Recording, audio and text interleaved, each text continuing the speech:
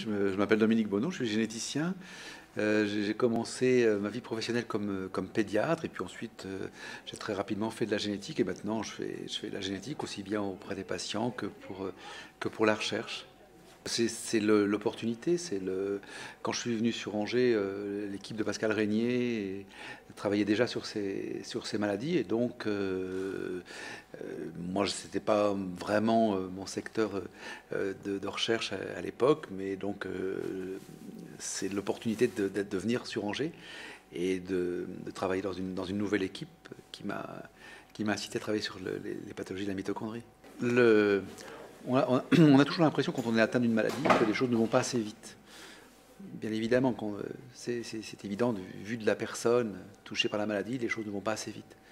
Et le message, c'est que malgré ces lenteurs apparentes, il y a énormément de gens qui cherchent sur les maladies rares, quelles qu'elles soient. Et j'ai horreur d'un terme qui est maladie orpheline. Maladie orpheline, ça voudrait dire maladie délaissée, sans parents, sans rien, enfin abandonnée, ce qui n'est pas le cas. Il n'y a pas une maladie au monde qui soit abandonnée.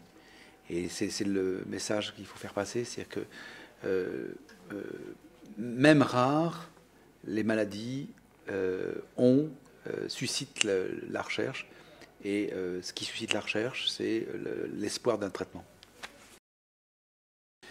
C'est extrêmement important d'avoir des liens avec les associations de patients pour deux raisons.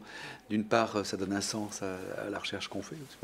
On ne travaille pas que sur des souris ou sur des cellules. C'est très important de se rappeler qu'on travaille pour des patients, pour des personnes atteintes de maladies. Et donc ça, le lien avec les associations, c'est ce rappel en permanence. Et ça, c'est vraiment essentiel. Je conseille toujours aux patients que je vois en consultation de rejoindre une association. Les personnes qui ont une neuropathie optique, c'est essentiellement votre association que je conseille parce que quand on est groupé, on est plus fort. Et donc les patients, les chercheurs groupés ensemble, c'est la clé de la réussite.